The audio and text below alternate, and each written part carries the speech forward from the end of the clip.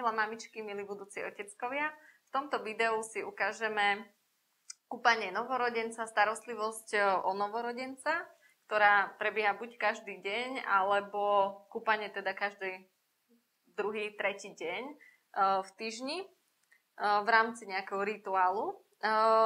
Začneme takým úvodom, ako potrebujeme pripraviť miestnosť na kúpanie, alebo kde je najlepšie a najideálnejšie kúpať novorodenca. Do tých 6 týždňov, keď sa babätko narodí, ešte nemá vyvinutú termoreguláciu, takže ak ideme pripravovať veci na kúpeľ a kúpeľ, robíme to v miestnosti s vyššou teplotou, alebo si prípadne tú miestnosť vopred vyhrejeme. Ideálna teplota je 28 až 30 stupňov Celzia. Ako babätko bude rásť, potom budeme postupne teplotu znižovať, čiže po tých 6 týždňoch môžeme uberať ako z teploty v miestnosti, tak aj z teploty vody. Pripravíme si veci, ktoré potrebujeme na kúpeľ novorodenca, aby sme nemuseli odbehovať počas večerného kúpkania. Nachystáme si kozmetiku, ktorú budeme potrebovať pre kúpeľ novorodenca. Je potrebné veľmi malé množstvo tej kozmetiky, čiže napríklad taký šampón nepotrebujeme vôbec, pretože detičky nemajú vlásky, ale majú iba také jemné paperie. Na to nám stačí naozaj buď čistá voda, alebo si môžeme pridávať nejaké oleje, buď na nejakej prírodnej báze. Na dnešnom trhu máme veľké množstvo týchto prípravkov. Veľmi dobré je vynechať nejaké parfumované veci, či sprchové geliky, alebo nejaké peny do kúpeľa. Týchto produktov používajte čo najmenej, naozaj. V dnešnej dobe sa odporúča kúpať novorodencov iba v čistej vode. Dobre, netreba nám nič, čistú vodičku. Ďalej budeme potrebovať nejaké vatové tyčinky, to si povieme potom, čo s tým budeme robiť.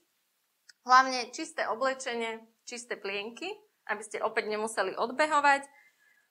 Potrebujeme nejakú podložku, podľa toho, kde toho novorodenca budeme kúpať. Či v nejakej inej miestnosti máme rôzne podložky, buď také tvrdšie, alebo si len jednoducho nachystáme mäkkú podložku. Ak ideme kúpať novorodenca, pripravíme si nejakú čistú osušku alebo čistú plienku, do ktorej ho osušíme. Tak. Čiže nachystáme si na tú podložku čistú plienku, položíme si novorodenca, ktorého máte buď v perinke, alebo bez perinky, to je už na vás. Na začiatku si potrebujeme novorodenca samozrejme bábätko naše vyzliesť z oblečenia, takže my ho pekne vyzlečieme.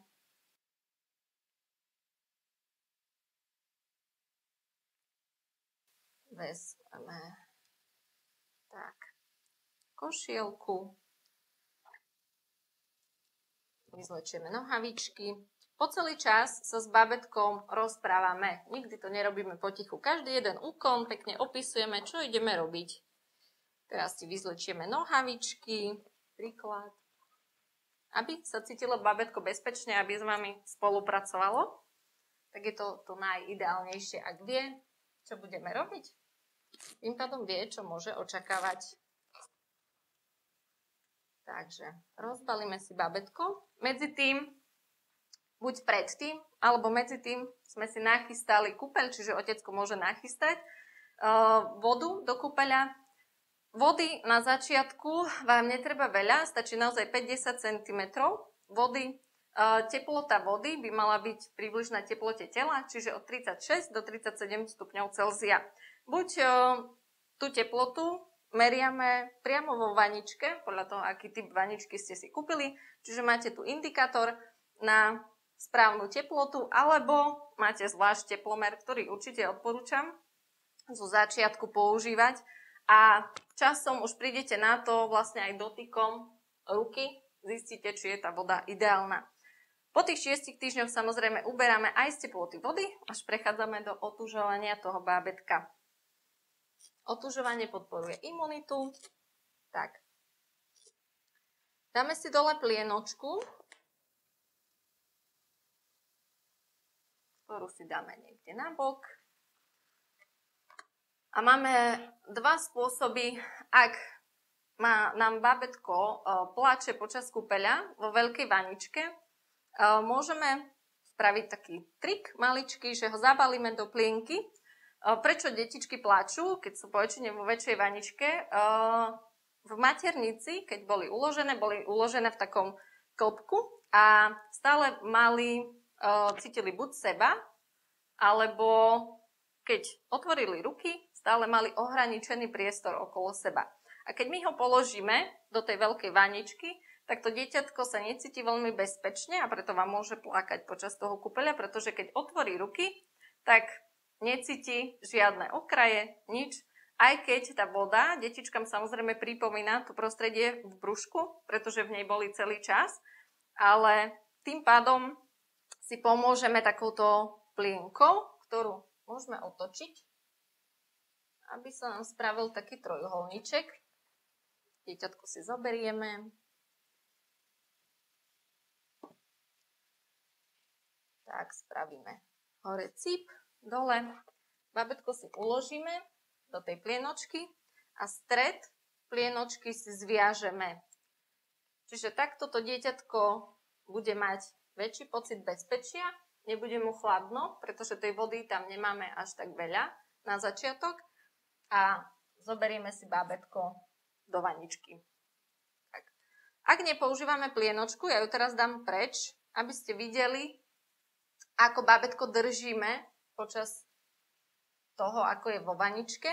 Určite sa toho nebojte, aj keď ideme kúpať bábätko prvýkrát, tak máte z toho taký strach, obavu, či nejakým spôsobom tomu bábätku neublížite. A ako s ním budeme manipulovať, keď bude mokré, klské, bude sa nám šmykať. Bábätko sa najistejšie cíti vo vašich rukách. Máte možnosť kúpiť aj rôzne podložky, ktoré si dáte priamo do vaničky. Ak si kúpite takúto podložku, odporúčam skôr tú látkovú, penová, po prípade, keď sa napije vodou, tak síce je ťažká, ale nie je to vhodná podložka do vaničky, alebo keď sa ešte nenapije a vy ju tam položíte, tak potom vám pláva hore. Takže najideálnejšie je buď tá tvrdá, ktorá má v strede takú látkovú časť.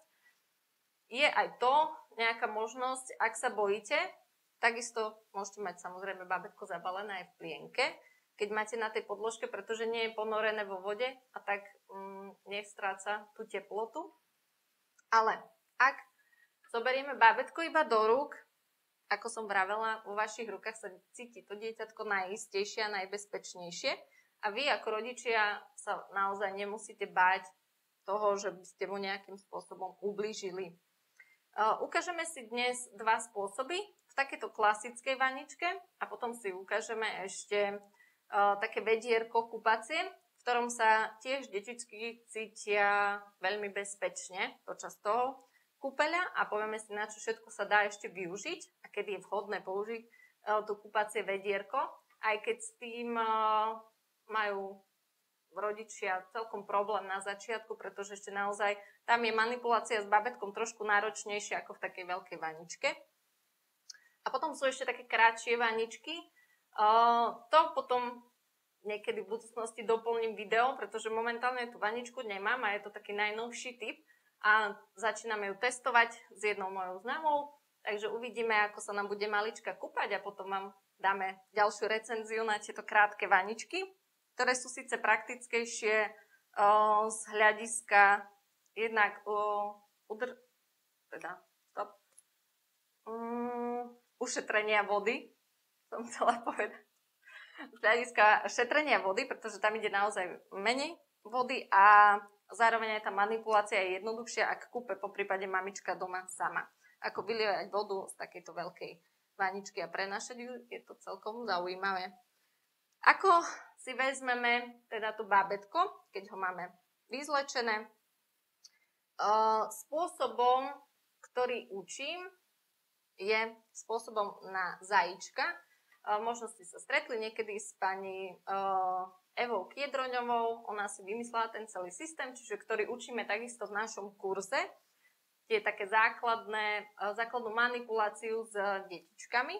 Takže keď ideme systémom na zajíčka, kedy sa cítia tie detičky najbezpečnejšie, chytíme ručičku, neťaháme ju na silu, iba jemne, podložíme si svoju voľnú ruku pod hlavičku dieťatka. Nikdy nedržíme dieťatko pod krkom, pretože by mu mohla hlavička svojou váhou padať dozadu a tým pádom by išla do záklonu. Čiže držíme dieťatko za temenom, palec ide od uška k ušku, svojou lakťou celou, podopierame chrbátik bábätka.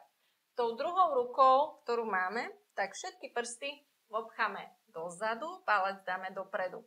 Takto si bábätko dvihneme takýmto spôsobom. Ho môžeme prenášať z miesta na miesto, dať ho do kočiara, do sedačky alebo kamkoľvek chceme, alebo niekomu do rúk. Čiže bábätko, ako môžete vidieť, palec mám vpredu, prsty máme vzadu, podopierame ho celým lakťom a držíme hlavičku pekne za temeno. Takto si bábätko prenesieme do vaničky, ktoré máme 50 cm vody. Najprv si položíme dole do vaničky zadoček a ruku máme stále pod hlavičkou. Túto voľnú ruku, ktorú sme mali pod zadočkou, ňou ideme umývať bábätko. Bábätko umývame od hlavičky cez celé teličko až k nožičkám. Takže začíname hlavičkou, umieme vlásky. Ak ideme liať nejakú vodu na tvár, potrebujeme to bábätko pripraviť na to, že mu tá voda bude tiecť po tváričke, čiže je ideálne, ak si spojíte tento úkon s nejakým heslom, napríklad a šľub, aby to dieťatko vedelo, že tá vodička mu potečie aj cez oči, cez tváričku. Keď dieťatko plače, vtedy to radšej vynechajte, pretože nesústredí sa na ten úkon, umieme mu iba hlavičku, aby mu nenatiekla voda, keď plače aj do pusinky. Takže umieme hlavičku jemne. Keď máme vo vode nejaký šampónik, olejový príklad, ktorý sme dali, tým pádom nepení, poumývame hlavičku, hlavne časti za uškami a pod bradou. Tuto musíme vyumývať poriadne, hlavne keď detičky grckajú, pretože všetko počas dňa sa im tuto pekne ukladá. Prechádzame na ručičky. Umieme ručičky, musíme aj otvoriť dlane dieťatku, pretože detičky majú celý deň takto ručičky v pesti. Takže otvoríme, umieme pod pazuškami, jedna, druhá ručička. Buď umývate rukou, že nepotrebujete žiadnu žinku, alebo kto chce, môže použiť nejakú žinku. Ak máme bábätko zabalené v plienočke, tak kľudne aj tou plienočkou navlhčenou, mokrou poutierame to bábätko. Ako umieme nožičky a ako posledné umieme genitálie a zádoček. Na prvý kúpeľ si vôbec nemusíte to bábätko otáčať. Viete ho poumývať aj takto. Pekne spredu, celé. Ale ak už budete mať viac zručnosti v manipulácii so svojím dieťatkom, tak si môžete bábätko pretočiť dozadu.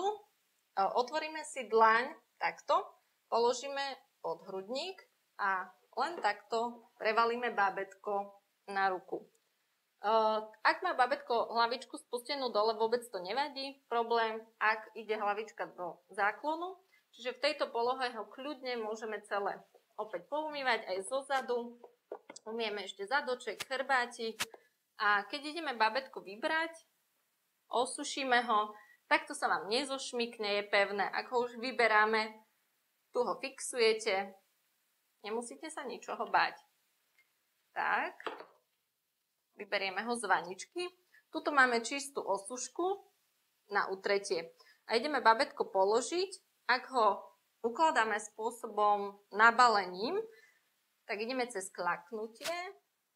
Ak keby si chcelo kľaknúť cez bok, pretočíme ho a púšťame hlavičku ako poslednú časť.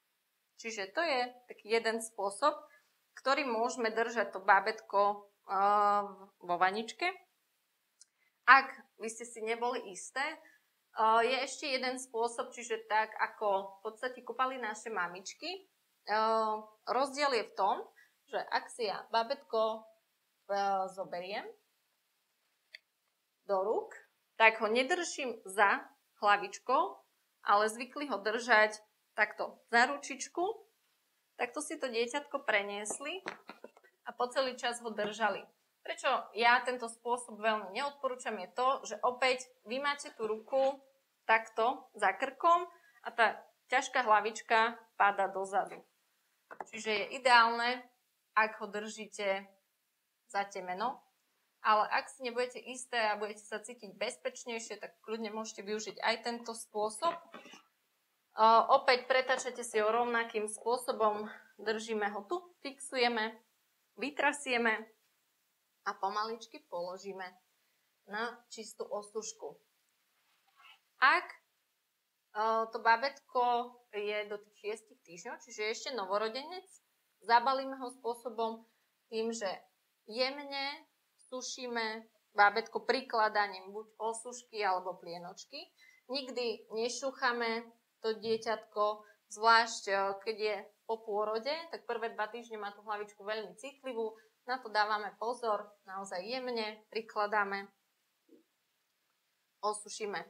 Tým, že si nevie udržať ešte tú termoreguláciu po celý čas, tak najprv bábätko oblečieme. Čiže po osušení bábätko oblečieme, dáme plienočku až za tým a kúpanie máme za sebou.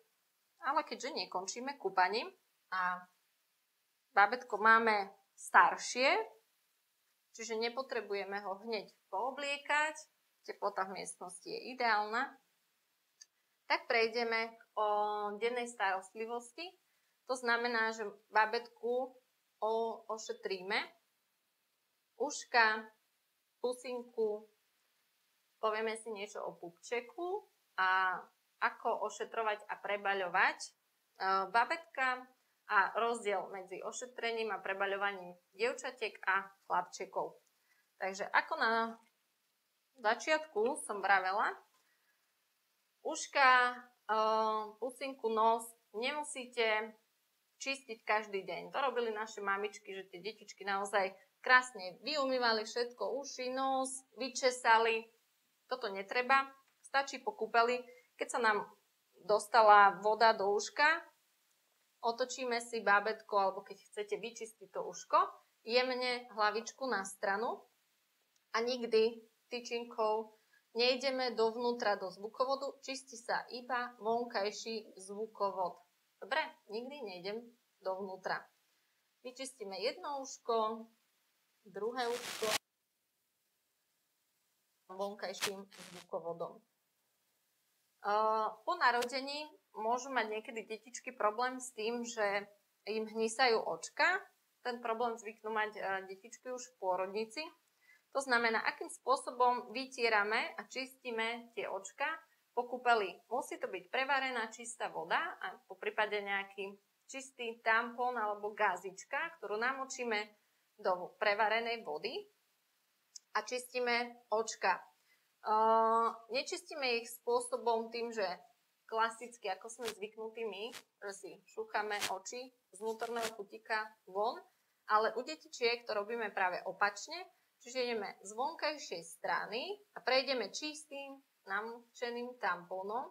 Z vonkajšej strany vytierame do vnútorného kutika. Vyčistíme jedno oko. Buď ten tampón otočím na čistú stranu a vytrieme druhé očko, alebo si ten tampón medzi očkami vymeníte. Prečo je to dôležité čistiť z vonkajšej strany smerom dovnútra? Pretože hníz sa robí v slznom vačku. Čiže keď by som to robila opačne, rovno mu zanesiem ten hníz po celom oku a takisto mu to viem preniesť, ak si nevymením ten tampón do druhého a tak sa to bude točiť dokola a nezbavíme sa toho. Čiže stále vyčistím smerom zvonku dovnútra. Čo môžete ešte kľudne kvapnúť detičkám je potom materské mlieko, ak nemáte nič po ruke. Ak by sa ten problém zhoršoval a neprechádzal, tak to potom riešite s pediatričkou a ďalším postupom. Nožtek čistíme v podstate iba vtedy, ak to dieťatko je choré, nachladené, má veľa soplíkov, nikdy nezachádzajme opäť nejak hlboko, na to máme odsávačku hlienov, ale ak tu vidíte na začiatku, tak môžete jemne povytiahnuť nejaký soplík, ale naozaj nevytierame a nebojujeme s tým soplíkom, že ho chceme povyťahovať, neviem odkiaľ. On sa vyfúkne, raz, nebojte sa, dostane sa von. Čo sa týka ústočiek, ústočka v rámci dennej hygieny, aby sme to dieťatko naučili to, že si tie zúbky treba umývať, aj keď ich ešte nemá, ale učíme ho vlastne od malička na pocit čistých úst. To dieťatko pije aj to mliečko a počas dňa niektoré deti aj grckajú, čiže ten pocit naozaj v tých ústach nemajú úplne super, keď si to predstavíme, že a vieme, aký máme ráno pocit, keď si neumieme zubky. Čiže zoberieme nejakú gázičku opäť do tej prevarenej vody a vytrieme aj ústočka a jazyk vo vnútri. Keby sme to nerobili, môže sa bábätku vzniknúť aj infekcia, sor, kedy vlastne sa premnožia tie kvasinky a potom opäť vzniká kolobeh, kedy kvasinky z úst vám preniesie na bradavku pri dojčení a potom máme problém na svete.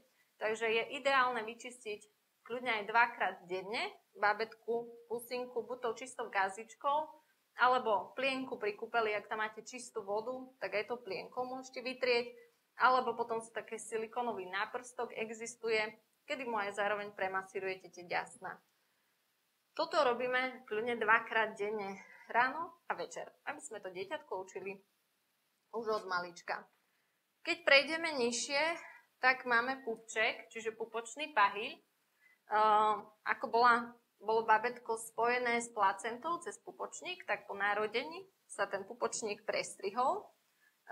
Zvyšok, ten konček pupočníka sa zafixoval takou sponou, ktorá vlastne zacelila cievy, ktoré vchádzali do toho pupočníka, aby nám dieťatko samozrejme nevykrvácalo, aby sa tam nedostala nejaká infekcia.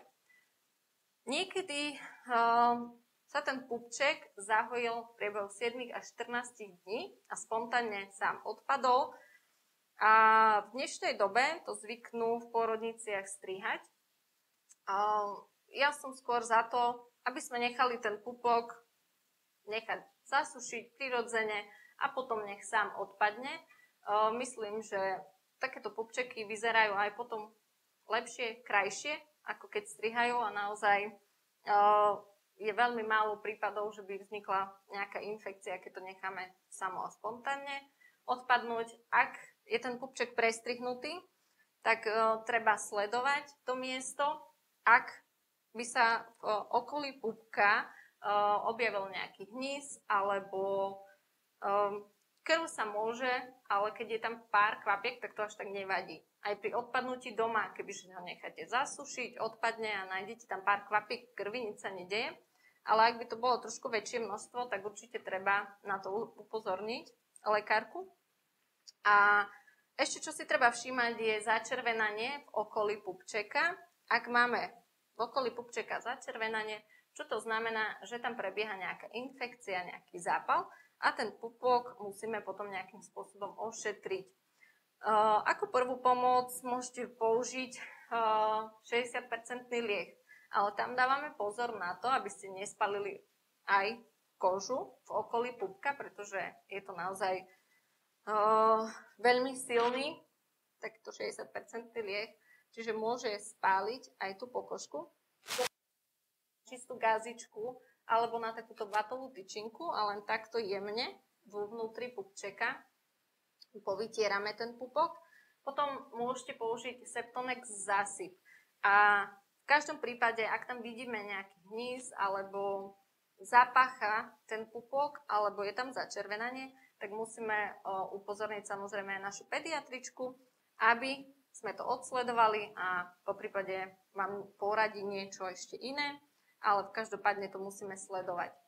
Ten pupok sa, ak vám ostane, ten pahyľ a nie je ešte zahojený, ale aj keď vám to odstrihnú a vidíte, že ešte to nie je také zasušené, nesmieme pupček mačať do vody, čiže pri kúpeli dávame pozor na to, aby sa nám ten pupok nezamočil.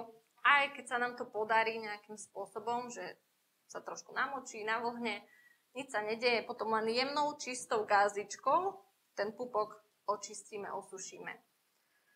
Keď ideme ďalej, preskočím teraz prebaľovanie detičiek, máme ešte nožičky a ručičky a na nich máme malé nechtiky, ktoré trošku trápia tých rodičov hneď po narodení, ak sa tými krásnymi maličkými nechtikami detičky zvyknú škrabať na tvári a čo prvé nás napadne, takže im tie nechtiky ideme ostrihať.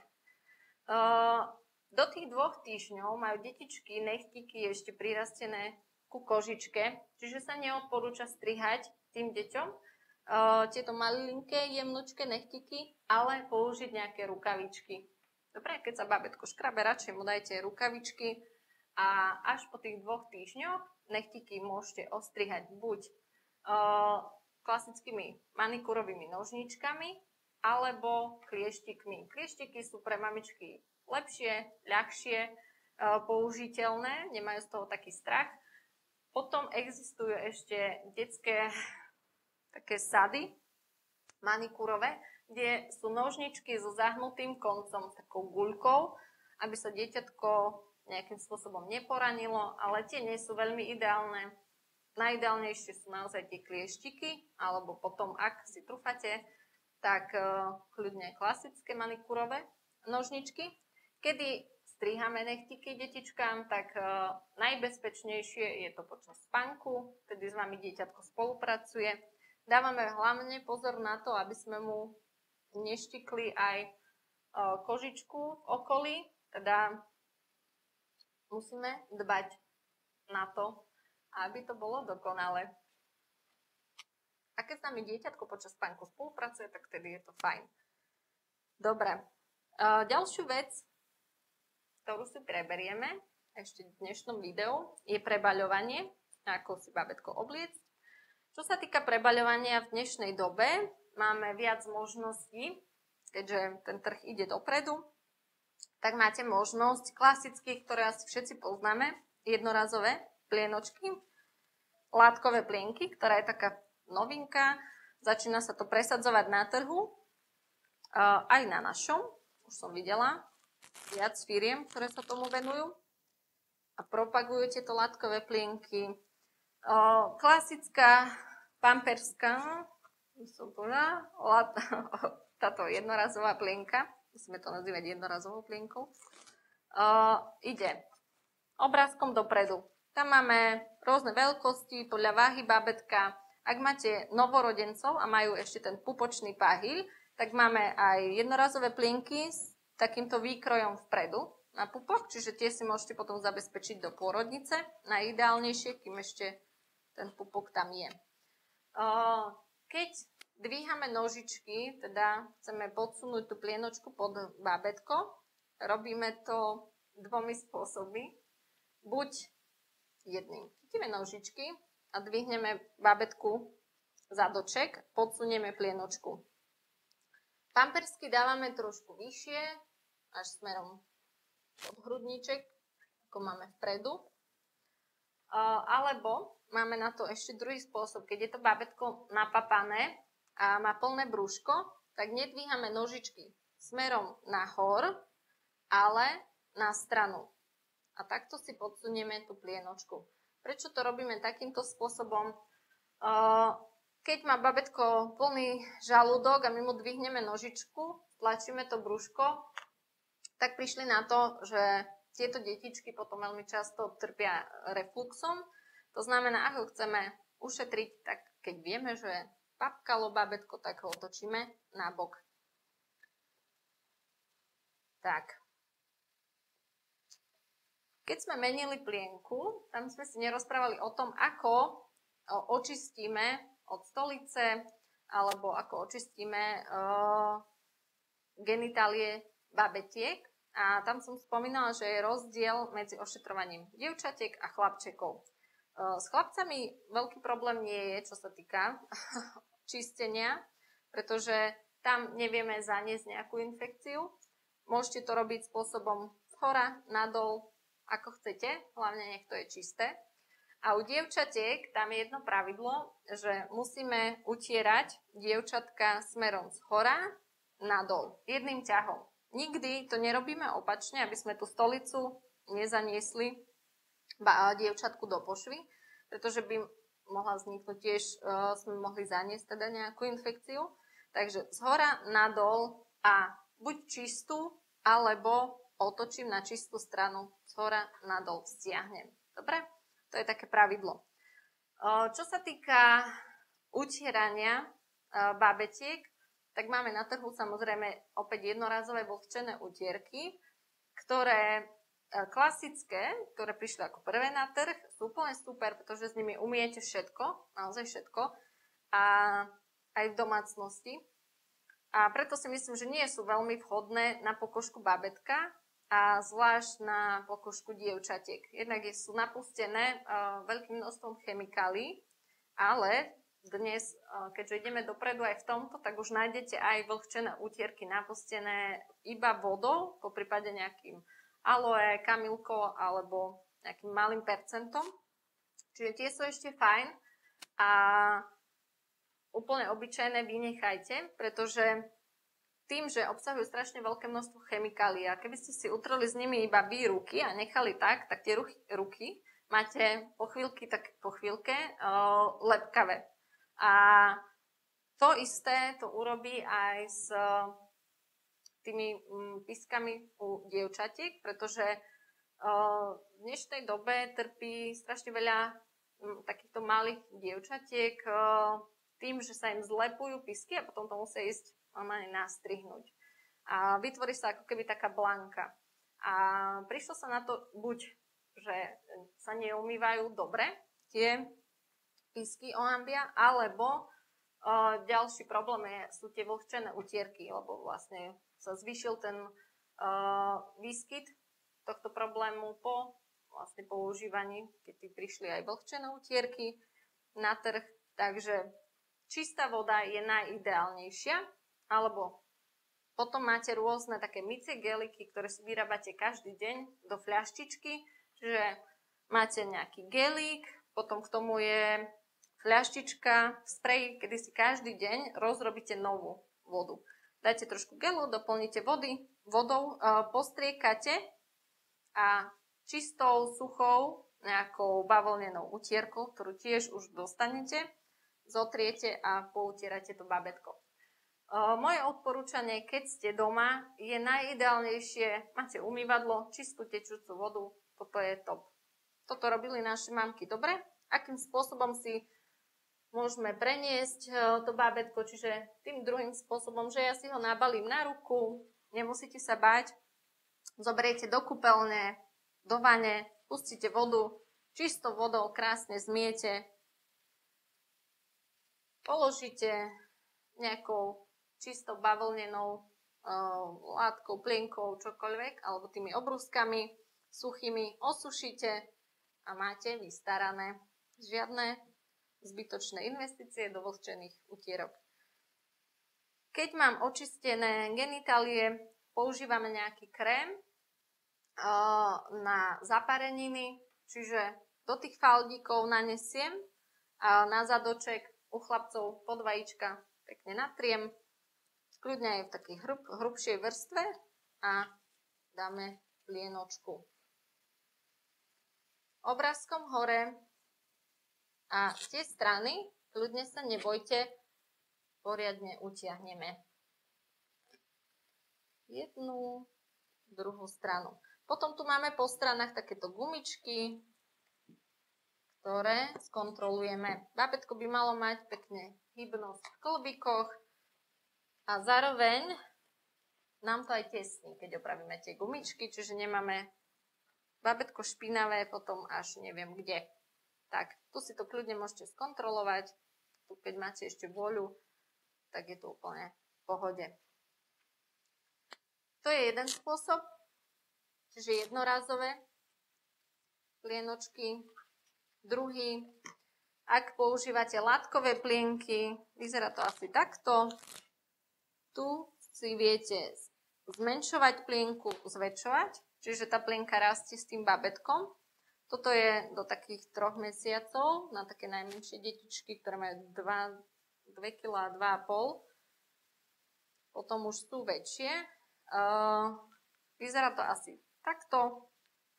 Máme tu bavlnenú, biobavlnu alebo biobambus, ktorý sme vložili. Opäť si dvihneme bábätko. Rozdiel v tejto plienke, tuto nedávame veľmi vysoko, ale ak si kupujete nejakú sadu takýchto plienok, tak dostanete zvlášť školenie, inštruktáž, ako používať takéto plienky.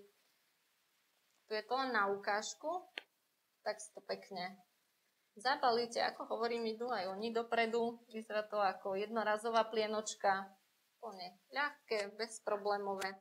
Opäť kontrolujeme gumičky po stranách a aby malo bábätko hybnosť v klbíkoch dostatočnú. Takže toto máme jednorazovú a bavlnenú. Ak budete musieť používať ešte aj ortopedické nohavičky, niekto odporúča už od pôrodnice, niekto až po tej prvej kontrole, ak vám to odporúča ortopéd. Ja som pozerala viac článkov a videí k tomuto a po väčšine sa zhodli na tom, že ak to používate, nejakým spôsobom bábätku neuškodíte a po tých 4 týždňoch, ak idete na kontrolu, tak rozhodne o ďalšom používaní vlastne ortopéd podľa nálezu na bedrových klbíkoch. Neznamená to, že to máte používať počas celého dňa, že od rána ako dám tú plienku, tak musí byť za každým. Stačí aspoň väčšiu časť dňa, aby to používala, na noc kľudne to môžete vynechať. Ak vám teda ortopéd neurčí inak, že to musíte používať, pretože ak máte problém, tak už je to niečo iné. Ale vlastne naložíte to buď na tie látkové plienky, na tú plienku, že to takto stiahnete. Tým pádom potrebuje mať bábätko túto 90 stupňový uhol, aby malo tie klbíky takto. A ešte si ukážeme jednu verziu pri pamperskách. Ak máme jednorazové plienočky,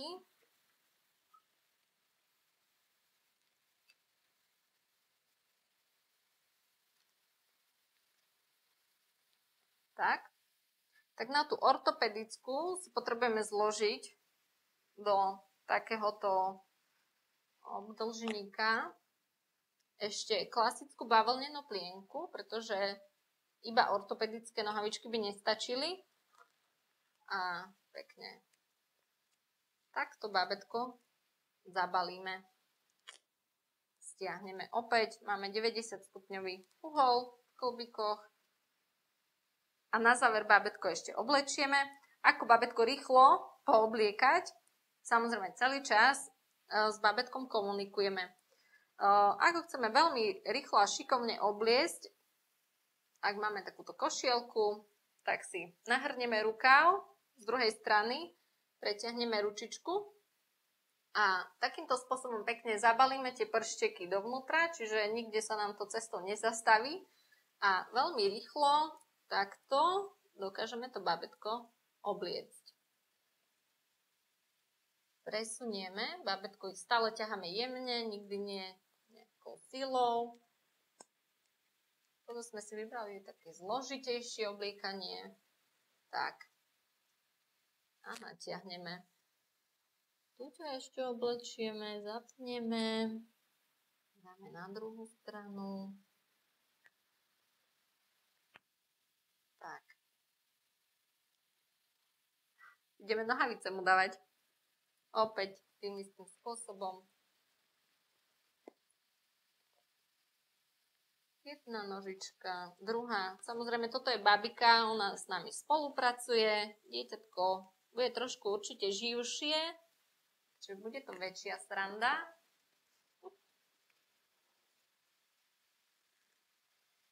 Tak.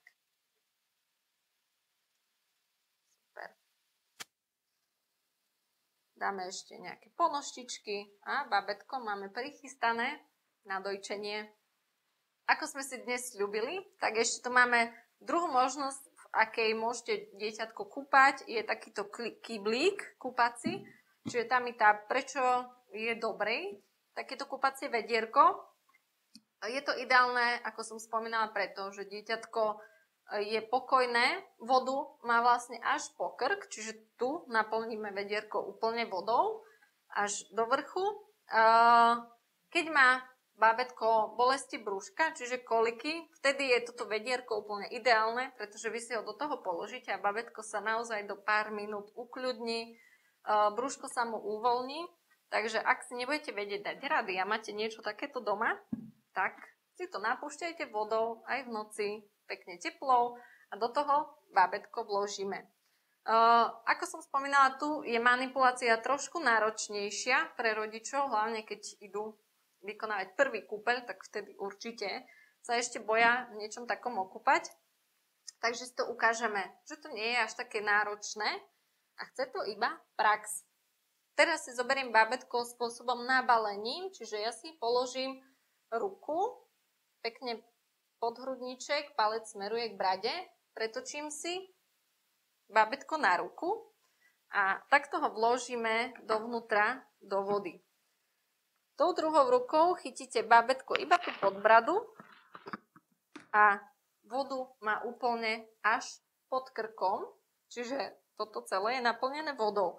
Bábätko sa tam krásne schúli, ako bolo v brúšku a do pár minút naozaj sa vám bábätko upokojí, ukľudní, bude spokojné.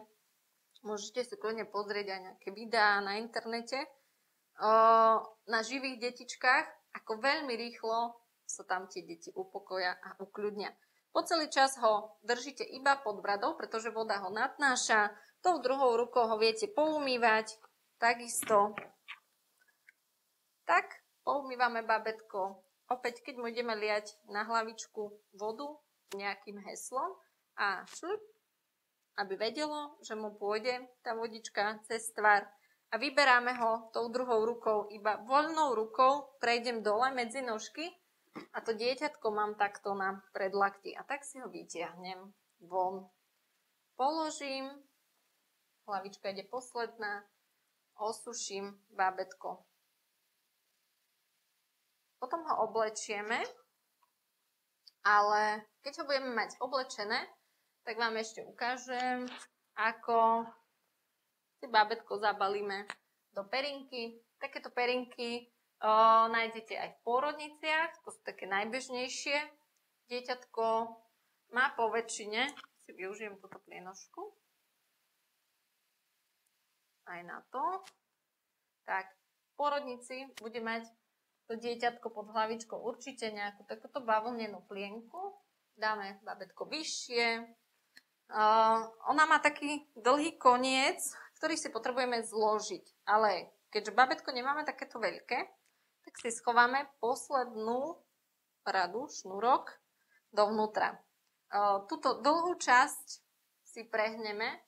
Buď schováme ručičky dovnútra, alebo dáme ručičky von a stiahujeme najprv jednu stranu. Zalomíme perinku, teraz si schováme ručky dole do perinky, musíte držať, čiže jednu stranu takto, chytím, potiahnem, schovám druhú. Stále túto vašu pravú stranu držíme, pritiahnete, aby vám bábätko ručičky nevytiahlo a utiahneme perinku. Tu sa nemusíte báť, kľudne utiahnite viac, pretože ak je bábätko nepokojné, budí sa a chceme, aby nám trošku dlhšie pospalo, tak je ideálne mu tie ručky poriadne zviazať vo vnútri a takto poslednú radu stiahneme. Teším sa na vás a na ďalšie naše videá, pri ktorých sa opäť niečo nové naučíme.